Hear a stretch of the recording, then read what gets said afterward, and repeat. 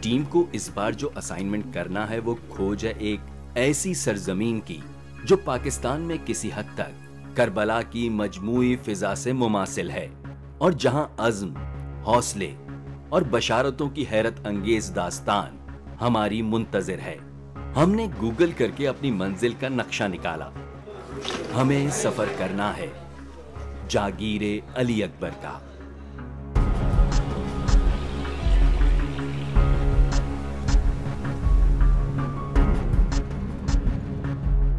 اور بازیافت کرنی ہے اس علاقے کی تاریخ، ثقافت اور روایات۔ جاگیر علی اکبر کی کربلا سے کیا نسبت ہے؟ یہ کون لوگ ہیں جو ہر سال یہاں واقعہ کربلا کی یاد تازہ کرتے ہیں اور عراق کے قبیلے بنو اسد کے اتباع میں کفنیاں پہن کر شہدائے کربلا کی تدفین کو تمثیل کی صورت دہراتے ہیں؟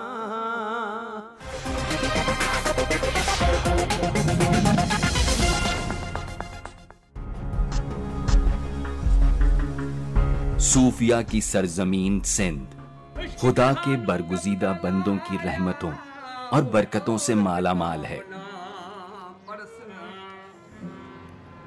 جب ہم حیدرآباد سے آگے نکلے تو رانی پور پہنچ کر سب سے پہلے حضرت سچل سرمست کے مزار پر حاضری دی۔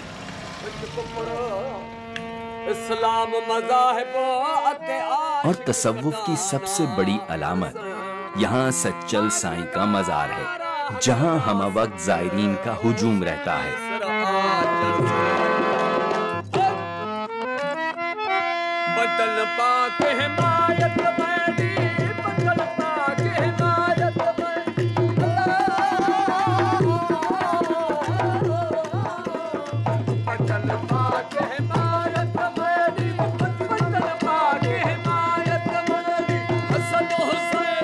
صوفیانہ کلام گایا جاتا ہے، اور یہاں وہ بے خودی طاری ہو جاتی ہے کہ انسان خود کو خالق حقیقی کے قریب محسوس کرتا ہے۔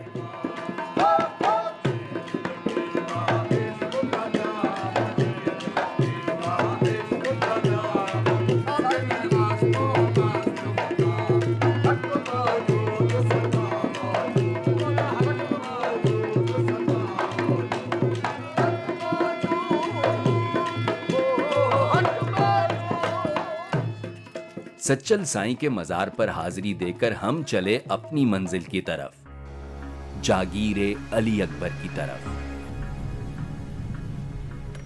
جاگیر علی اکبر اندرون سندھ واقع ہے۔ رانی پور اور کوڈے جی کے وسط میں ایک چھوٹا سا شہر کمب واقع ہے۔ شہر کمب میں داخل ہو کر تقریباً 10 کلومیٹر کا سفر طے کیا جائے تو جاگیر علی اکبر کا بورڈ رہنمائی کرتا ہے۔ مرکزی دروازے سے گزر کر آپ جاگیر علی اکبر کی طلسماتی فضا کا حصہ بن جاتے ہیں۔ ہم نے تقریباً 3 کلومیٹر کا سفر اور طے کیا تو جاگیر علی اکبر میں نصب ایک بہت بڑا علم دور ہی سے نظر آیا۔ میں جب اس سرزمین پر پہنچا، جو تاریخ کربلا کی میں سنتا تھا، اس تاریخ کو سرزمین مقدسہ پر پایا۔ ریگستان ہیں، ٹیلے ہیں، بے آب و گیا ہے۔ اس طرح سے قدم رکھتے ہی کے ساتھ پورا منظر کربلا کا تھا یہاں پر، لیکن کوئی ایک سایدار درخت کا تصور بھی نہیں تھا، سوا ریت کے بلند بلند ٹیلے تھے، جن ٹیلوں پر کھڑے ہو کر آدمی، اتنی بلند ٹیلے تھے کہ کھڑے ہو کر دیکھتے تھے کوڈی جی کے قلعے نظر آتے تھے یہاں سے، اتنے بلند ٹیلے تھے۔ اور جب دھوپ ہوتی تھی تو یہ ریت اتنی چمکتی تھی اور اتنی گرم ہوتی تھی کہ اگر کوئی چپل اتار کے چلے تو ناممکن تھا۔ اس ریگستان کو کراس کرنا بھی بہت مشکل تھا۔ یہاں قریب میں کوئی کھیتی باڑی نہیں تھی، صرف ریگستان کا ٹکڑا تھا۔ جہاں جہاں تک حتی یہ 22 ایکڑ کا رقبہ ہے، اس پورے رقبے کے اندر میدان کربلا کا تصور بھی تھا، تلہ زینبیہ کا تصور بھی تھا، اور کربلا کی تاریخ بتائی گئی ہے، وہ کل کے کل تاریخ اس سرزمین پر مجھے نظر آ رہی تھی۔ جاگیر علی اکبر میں داخل ہو کر یوں لگتا ہے جیسے ہم کربلا میں آ گئے ہیں۔ وہی صحرا، وہی موسم کی سختی، وہی ویرانی، اور وہی فرات کی طرح ایک سوگوار بہتی ندی۔ آگے نہ بڑھے سکا۔ کربلا کیا ہے؟ مارکہ حق و باطل، واقعہ کربلا تاریخ کا وہ عظیم ترین سانحہ ہے جس کی کوئی نظیر نہیں ملتی۔ سرور نے ان سے پوچھا، تاریخ بیان کرتی ہے کہ جب یزید سے مارکہ درپیش تھا اور امام عالی مقام حسین ابن علی اچھی طرح جانتے تھے کہ آگے کیا ہونے والا ہے، تو انہوں نے کربلا کے مقام پر تقریباً 4.5 مربع میل زمین بنو اسد سے خریدی تھی۔ یہ ایک بنجر و بے آب زمین تھی جس کا کوئی مصرف نظر نہ آتا تھا، مگر حضرت امام حسین نے وہ زمین ایک خاص مقصد کے لیے حاصل کر لی تھی۔ اور 10 دن کے بعد لاشیں پڑے ہوں، اور ساتھ ہی آپ نے بنو اسد کے لوگوں کو ایک وصیت بھی دی تھی۔ جہاں پہ امام حسین علیہ السلام 2 محرم کو پہنچے تھے کربلا کی سرزمین پر، تو اس کے آس پاس کے جتنے بھی گاؤں تھے وہاں پر بنی اسد کے قبائل آباد تھے، اور وہ قدیم زمانے سے وہاں پر آباد تھے، اور یہ زمین بھی انہی کی ملکیت تھی۔ لیکن اس زمین کو انہوں نے اس لیے چھوڑ دیا تھا کہ یہ یہاں پر زراعت نہیں ہوتی تھی، اور وہ کہتے تھے کہ یہ زمین چونکہ کنکر پتھر والی ہے، اور یہ بھی کہتے تھے کہ بلا اور مصیبت کی زمین ہے، اس لیے اس پر وہ زراعت نہیں کرتے تھے۔ امام حسین علیہ السلام نے 4.5 میل مربع، یعنی اگر آپ 4 سمتوں پر جائیں، 4.5 میل تک چاروں طرف جائیں، تو اتنی زمین امام حسین علیہ السلام نے یہ فرمایا کہ ہمارے ہاتھ تم پیش ڈالو۔ اور یہ زمین جو ہے پھر امام علی مقام نے بنو اسد کے قبیلے سے خرید کر لی تھی، اور اس خرید میں یہ تھا کہ آپ نے قبالہ نامہ اس کا باقاعدہ جو ہے وہ یعنی پیمنٹ کی ہے اس زمین کی۔ جب کاغذات تیار ہو گئے تو آپ نے اس زمین کو ان کو ہبہ کر دیا، یعنی وہ کاغذ بھی انہی کو دے دیا، قیمت بھی ان کو دے دی، اور کہا کہ ہم تمہیں کو اس زمین کا مختار بناتے ہیں، زمین بھی تمہارے پاس رہے گی، کاغذ بھی تمہارے پاس رہے گا۔ یہاں پر 8 روز کے بعد کچھ لاشیں پڑی ہوں گی، اور تم آ کر انہیں دفن کر دینا، اور تمہارے ساتھ میرا بیٹا زین العابدین معجزے سے راہ کوفہ و شام سے آئے گا، اور وہ تمہارا ساتھ دے گا، چونکہ امام کو امام ہی دفن کرتا ہے، معصوم کو معصوم دفن کرتا ہے۔ اور حضرت سیدہ زینب سے آپ نے پورے سفر کے دوران میں کہیں بھی کوئی اختلاف نہیں فرمایا، لیکن یہ موقع ایسا تھا کہ یہاں حضرت سیدہ زینب نے کہا کہ یہ زمین جو آپ لے رہے ہیں یہ میرے بیٹے علی اکبر، چونکہ انہوں نے پھوپھی کی حیثیت سے نہیں ماں کی حیثیت سے پالا تھا، تو کہا یہ میرے بیٹے علی اکبر کے نام سے آپ لے لیں۔ حضرت امام علی مقام نے یہاں ڈیفر فرما کیا اور کہا کہ نہیں، یہ زمین میں اپنے نام سے لوں گا، چونکہ آپ یہ واقعہ اتنا کہہ کر مورخین گزر جاتے ہیں، لیکن امام علی مقام کی فراست ایمانی کو دیکھیے کہ انہوں نے اپنے نام سے اس لیے لی کہ حضرت علی اکبر کے نام سے لیتے تو بنو ہاشم کے دیگر لوگ اور جتنا آپ کے ساتھ جو آپ کے رفقا تھے وہ سب شامل نہیں ہوتے۔ امام علی مقام نے اپنے نام سے لے کر یہ زمین جو ہے اس بات کا اظہار فرمایا کہ آپ قافلے کے سالار تھے، اس لیے اپنے نام سے لے کر پورے جتنے بھی شہداء ہیں ان کو ایک تحفظ فراہم کیا۔ آگے دیکھیے بریک کے بعد۔ اے بنی اسد والو میرا لاشا اٹھا لینا، اور کفن بھی پہنا دینا، میری مرقد بنا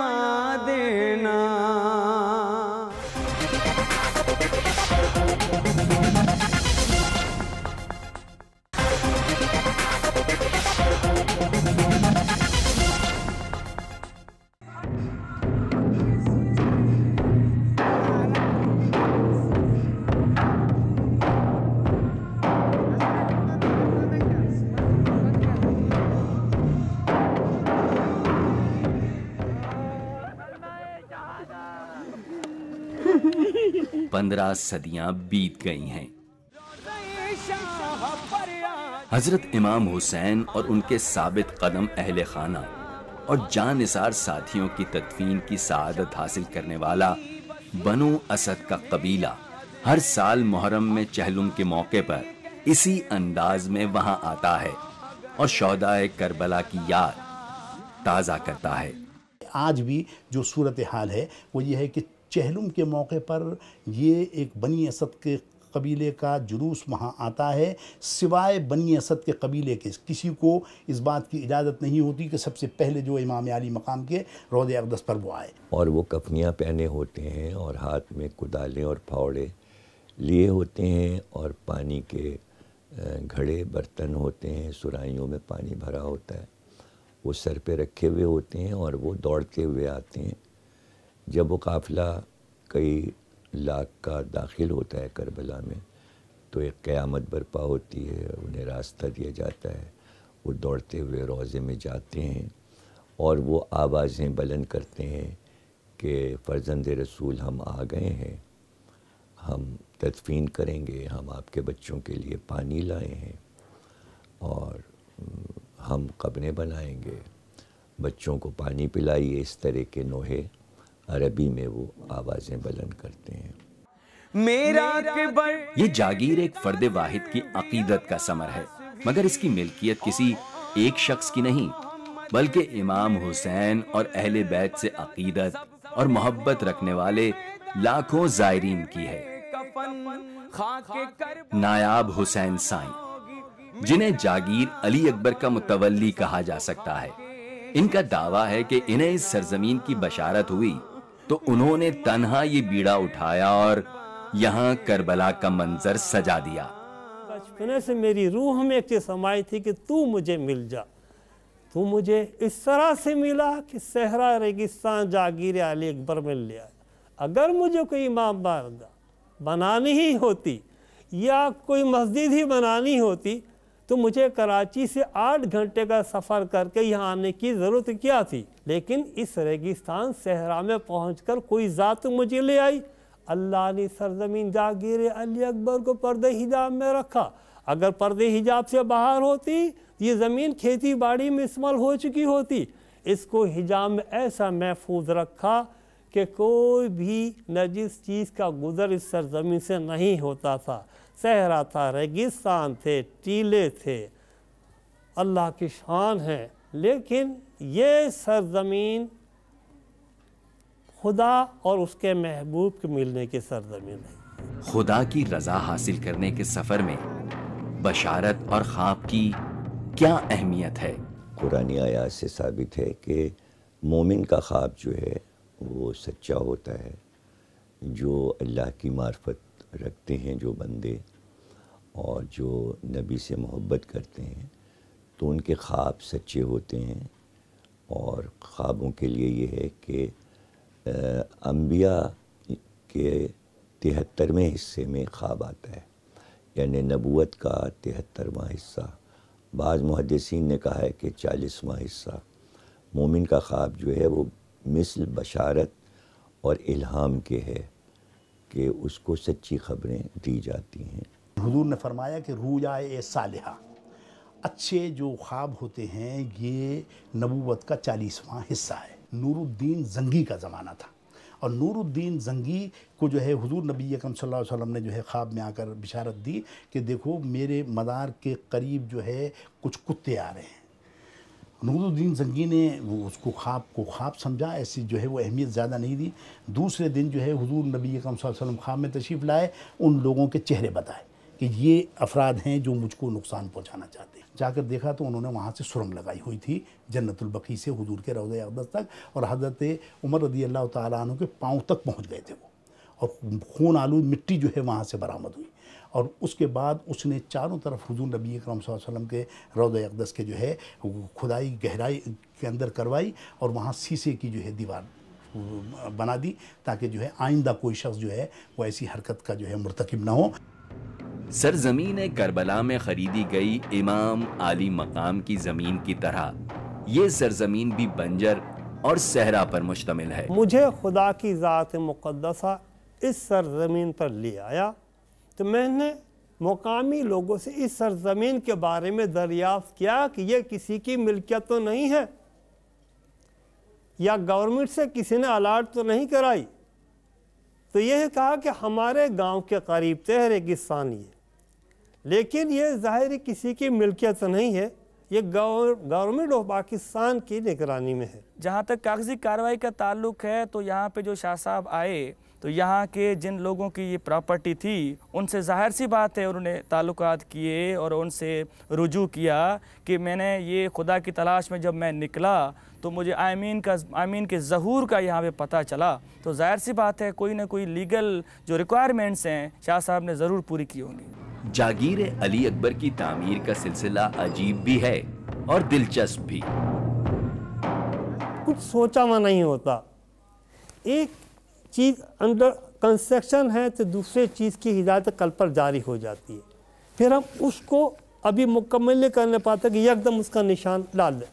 اور جس طرح سے جناب فاطمہ زہرا سلام علیہ ایک خالی زمین پر نشان کر دیتی ہیں اور قلب پر اس نام کی کیفیت طاری کر دیتی ہیں، تو اس کام کو یکدم شروع کرنا پڑتا ہے. یہ ساری جو بھی ہیں میرے مولا کی ہدایت ہے اور انہی کی مرضی سے ہوتا ہے. علم کی تاریخ بھی بڑی دلچسپ ہے اور ازل ہی سے انسان کا علم سے ایک رشتہ نظر آتا ہے. علم جو ہے وہ پہلی بار جو ہمیں تاریخ میں ملتا ہے تو جب قابیل نے حابیل کو شہید کر دیا تو اس کے بعد حضرت آدم کو اللہ نے ایک بیٹا عطا کیا جس کا نام شیس ہے، جس سے دنیا کی نسل چلی اور ہمارے پیغمبر ان کی نسل میں آئے. چونکہ جو نیک بیٹا تھا وہ شہید ہو گیا تو اللہ نے ایک اور بیٹا عطا کیا. تو جناب شیس جب جوان ہوئے تو اللہ نے ان کو حکم دیا کہ تم قابیل سے حابیل کے خون کا انتقام لو، اس کی نسل سے انتقام لو. تو جناب شیس نے فرمایا کہ ہم کیسے بلائیں اپنی نسلوں کو، وہ قبائل تو اتنی دور دور نکل گئی ہیں آدم کی اولاد کی نسلیں، تو ہم انہیں بلا کر لشکر کیسے بنائیں اور کیسے ہم یہ انتظام کریں. تو اللہ نے جبریل امی کے ہاتھ ایک علم جنت سے بھیجا اور جبریل نے اس کو ایک بلند مقام پر نصب کر دیا جو اتنا اونچا تھا کہ اس کا جو پھریرا تھا وہ دور سے میلوں سے نظر آتا تھا. تو اللہ نے فرمایا کہ فضا میں اس بلند چیز کو دیکھ کر لوگ اس طرف آئیں گے کہ یہ کیا ہے، یہ فضا میں کیا چیز بلند ہے، تو اسے دیکھنے آئیں گے تو تمام لوگ جمع ہو جائیں گے. پھر جب وہ جمع ہو جائیں علم کے گرد تو تم اپنا پیغام قوم کو پہنچا دینا. علم بنانا اور علم نصب کرنا یہ دو ایک چیزیں ہیں. تو علم بنایا حضور نبی اکرم صلی اللہ تعالیٰ علیہ وسلم نے اپنے دست مبارک سے، اور سب سے پہلے غزوہ بدر کے موقع پر وہ علم آیا کام. اس کے بعد دیگر غزوات میں جو ہے وہ علم جو ہے وہ بنتے رہے. لیکن جب غزوہ احزاب ہوا اور 7 مساجد کہلاتی تھی، اب وہ 7 مساجد تو وہاں باقی نہیں ہیں، ان میں سے کچھ مساجد ہیں لیکن مسجد فتح اب بھی ہے. تو مسجد فتح میں حضور نبی اکرم صلی اللہ تعالیٰ علیہ وسلم نے اللہ تعالیٰ سے جو ہے وہ دعا فرمائی کہ ان مشرکین پر جو ہے وہ ہمیں فتح و نصرت عطا فرما. اللہ تعالیٰ نے ان پر ہوا کا جو ہے وہ عذاب نازل فرمایا، سردی کا شدید جو ہے وہ حملہ ہوا ان پر، اور وہ میدان چھوڑ کر بھاگنے پر مجبور ہو گئے. تو حضور نبی اکرم صلی اللہ تعالیٰ علیہ وسلم نے جہاں فتح و نصرت کی دعا مانگی تھی، مسجد فتح کا جو اب مسجد فتح اسی لیے کہتے ہیں اس کو، اس مقام پر بیٹھ کر آپ نے دعا مانگی تھی، اب وہاں مسجد بنا دی گئی ہے. تو ادھر جو ہے وہ علم کو نصب فرمایا جو آپ کی فتح کا نشان تھا. جب کوئی کسی نیک کام کا ارادہ کرتا ہے تو اس کی راہ میں رکاوٹیں بھی آتی ہیں اور لوگ شکوک و شبہات کا اظہار بھی کرتے ہیں. سائیں نایاب حسین کی نیت اور مقصد پر شک کا اظہار کیا گیا تو پھر غیب سے ان کی تائید میں اشارے ہوئے. اس علم کو خدا ذوالجلال والاکرام نے غروب ہوتے سورج میں 1 ماہ تک پورے یہاں کے جو بھی لوگ تھے ان میں ماننے والے بھی تھے، مخالفین بھی تھے، اور یہ لوگوں پر ظاہر کر دیا. جیسے اگر کسی نے مومنین سے کہا کہ یہ اتنا بھاری ہیوی سامان کراچی سے ट्रक में यहाँ पहुँचा है। भला स्टील के अलम भी कभी होते हैं और इतने बुलंद, लकड़ी के अलम लगाए जाते हैं, इतने हैवी पाइप के अलम इतने बुलंद तो कभी नस्ब होते ही नहीं। ये क्या सिलसिला? अगर किसी ने एतराज़ किया है, वो भी हमसे एतराज़ नहीं, यहाँ के मकामी लोगों से कहा कि बाहर का आदमी इतना बड़ा काम क्यों कर रहा है, ये कैसे नस्ब होगा, क्या ज़रूरत है? तो खुदा ने उस अलम को नस्ब होने से पहले कि अभी सामान पड़ा हुआ है उस अलम का, नस्ब होने से पहले ही पूरे यहाँ के लोगों को और बाहर के लोगों को एक माह तक गुरूब होते सूरज में अलम को फहरे को लहराते हुए दिखाया गया। आगे देखिए ब्रेक के बाद।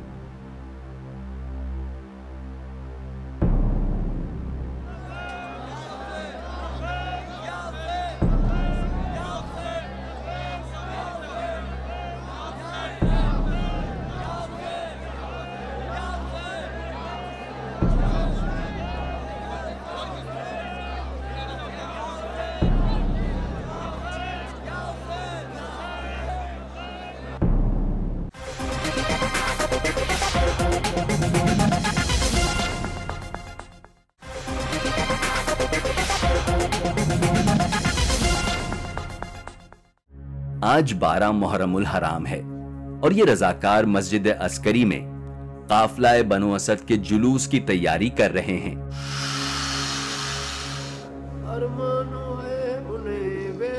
यहाँ 13 मुहर्रम को कबीला बनु असद के काफिले की मंजरकशी की जाती है। कफनी उस वक्त पहनी जाती है कि जब आदमी जिहाद की राह में ये तय करके निकल पड़ता है कि हमें अपना सर कटाना है। फिर बनी असद ने जो जुल्म खुद अपनी आँख से देखा कि ये कैसे मुसलमान हैं कि जिन्होंने बच्चों पर भी रहम नहीं किया, फिर औरतों ने और बच्चों ने भी ये कहा, आपस में बैठ के मशवरा किया कि हम चल के वसीयत पर अमल करें, भले फ़ौज आके हमें मार ही डाले, इसलिए कफन पहन के निकले थे वो।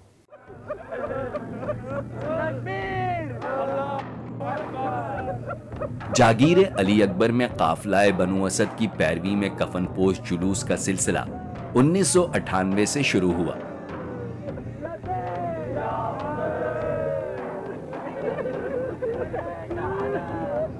लेकिन उस वक्त इस जुलूस की तादाद कलील हुआ करती थी और उसी साल इन शबीहों की बाकायदा तदफीन की गई जो अब नहीं होती। ऐ बनी असद वालों, मेरा लाशा उठा लेना और कफन भी पहना देना, मेरी मरकदे बना देना।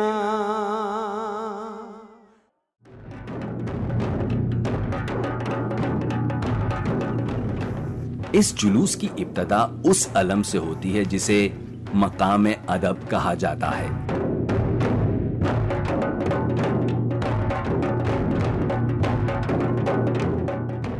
इस मकाम से मासूमीन करबला की शबीहें बरामद होती हैं।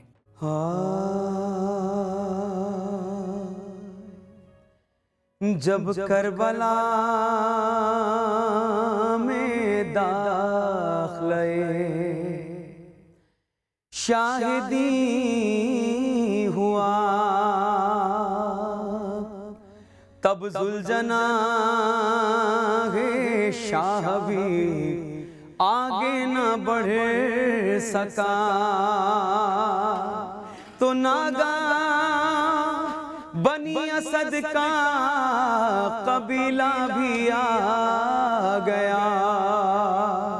सरवर ने उनसे पूछा, ये है कौन सी जगह? अरे बोले बनी असद के है नाम इसका करबला। तो मौला ने उनसे रोके वसीयत में ये कहा, अरे कुछ इम्तिहान हम पे कड़े होंगे यहाँ, اور 10 دن کے بعد لاشیں پڑے ہوئیں گے یہاں. اے بنی اسد والوں میرا لاشا اٹھا لینا اور کفن بھی پہنا دینا, میری مرقد بنا دینا, میرا لاشا اٹھا. علم کی طرح شبیہ کا سلسلہ بھی صرف واقعہ کربلا سے منسلک نہیں بلکہ انسانی تاریخ میں ہزاروں برس پہلے سے شبیہ کی روایات ملتی ہیں. شبیہوں کا سلسلہ بہت پرانا ہے اور شبیہ سے مراد یہ ہے کہ کوئی ایسی تعظیم والی چیز کہ جو آپ اس کی عظمتوں کو خراج عقیدت پیش کریں. جیسے گنبد خضرا جو ہے وہ جگہ جگہ آپ دیکھتے ہیں کہ ہم تصاویری صورت میں جو ہے وہ گھروں میں لوگ جو ہے وہ اس عقیدت اور محبت کے اظہار کے طور پر بھی ہائی لائٹ کرتے ہیں. حضرت موسیٰ جب جنگ کے لیے نکلتے تھے تو یہ تابوت آگے آگے چلتا تھا اور اس کے اوپر شامیانہ لگا ہوتا تھا اور سچے موتیوں کی جھالر سے اس کو سجایا جاتا تھا. قرآن کریم نے بھی ذکر کیا تابوت سکینہ کا, اور اس سے سکینہ کے معنی ہے کہ انسان کو جو ہے سکون قلب حاصل ہو جائے. امام حسین کی شہادت کا واقعہ ایک ایسا عظیم واقعہ تھا کہ جو تابوت سکینہ سے بھی زیادہ عظیم واقعہ ہے. اور یہاں بر صغیر پاک و ہند میں حضرت امام علی مقام کے روضہ اقدس پر تیمور لنگ ہمیشہ حاضری دیا کرتا تھا, لیکن اس نے جب وہ معذور ہو گیا اور جانے سے قاصر رہا تو اس نے پھر وہی شبیہ جو حضرت امام علی مقام کے روضہ اقدس کی تھی اس کو جو ہے وہ یہاں بنا کر اور اس 10 محرم الحرام کو جو ہے اس پر اپنی عقیدت اور محبت کا اظہار کیا. تو امام حسین کی جو شبیہ جنازے کی بنائی جاتی ہے وہ بہت قابل احترام ہے.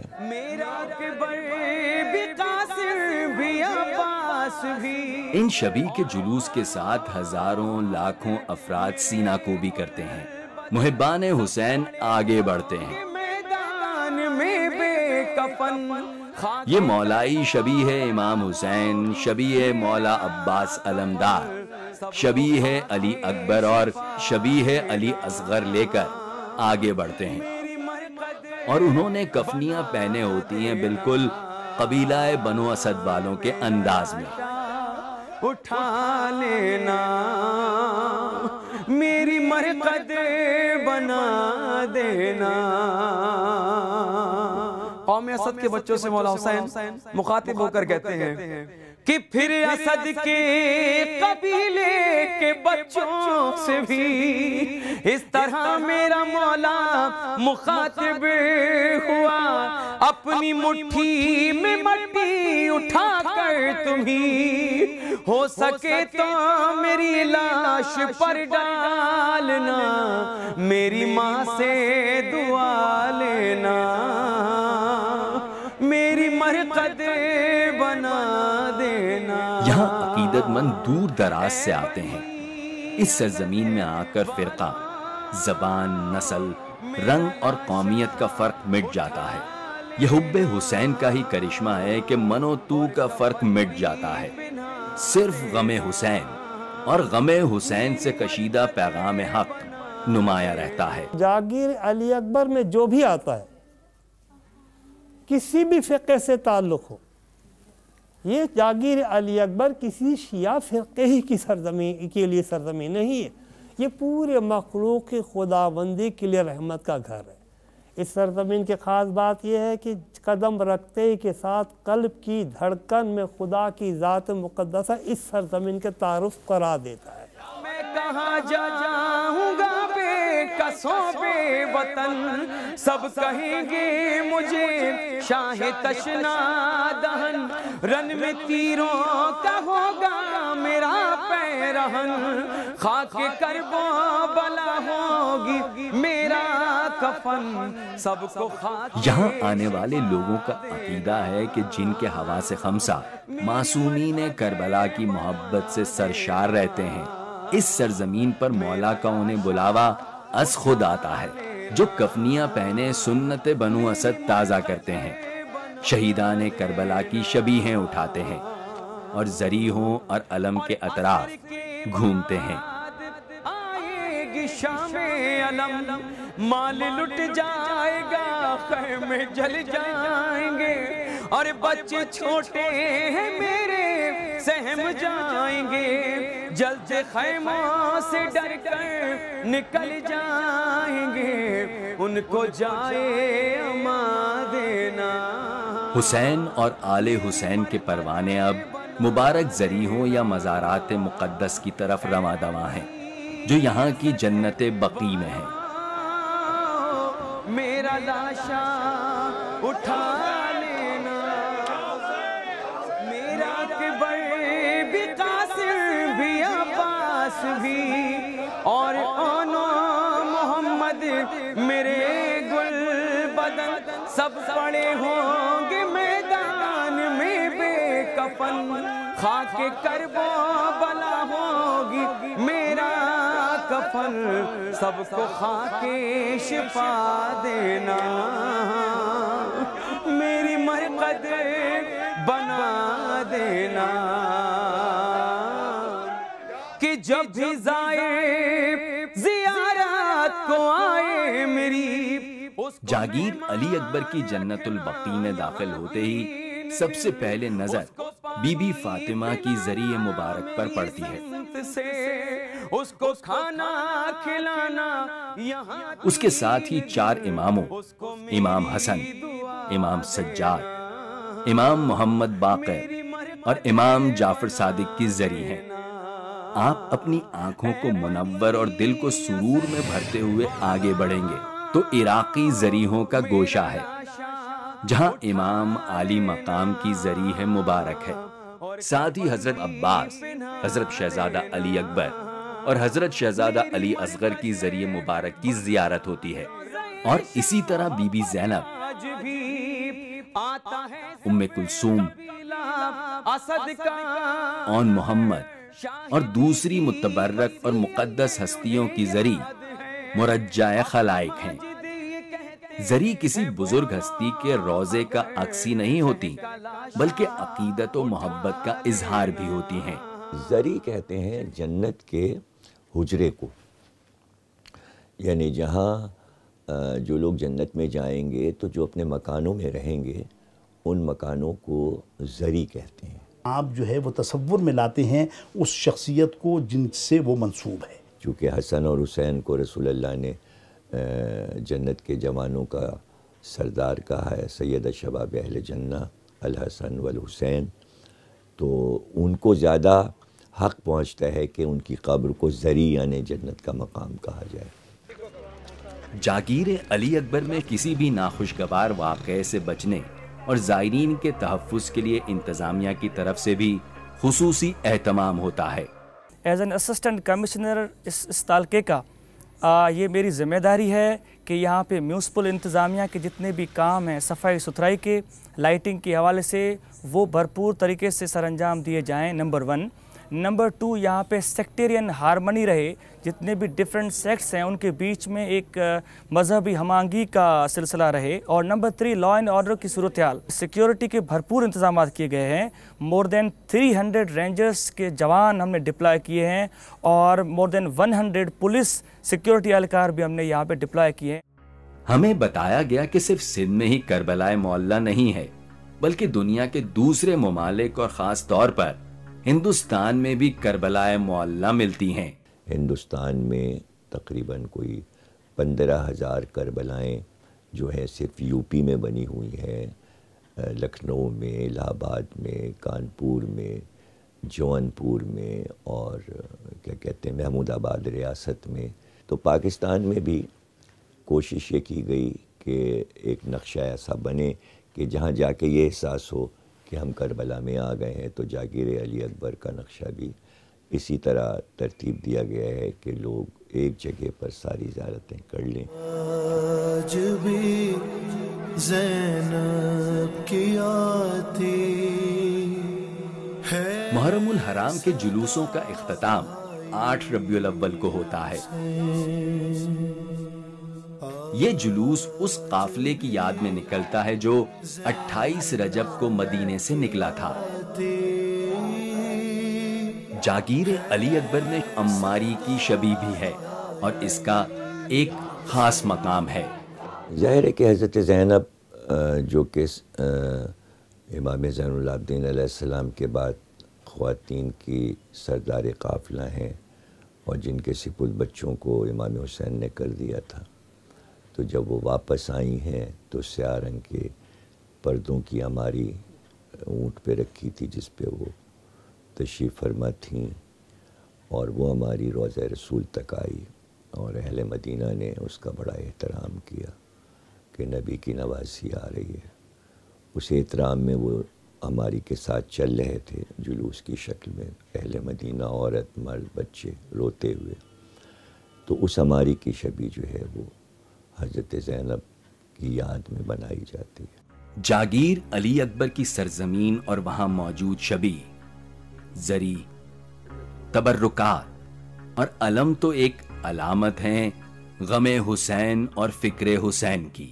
یہ سب امام حسین السلام کا صدقہ ہے اور ان کے قربانی کا آج یہ اثر پوری دنیا کے ہر ملک پر ہے کہ وہ عوام پر ظلم کرتے ہوئے ڈرتے ہیں. یہ امام حسین السلام نے پوری دنیا کو اصول دیا. امام علی مقام 15 صدیاں پہلے اپنے کردار و عمل سے جو پیغام دے گئے اس کا اطلاق پوری دنیا پر ہے جو رہتی دنیا تک کے لیے ہے.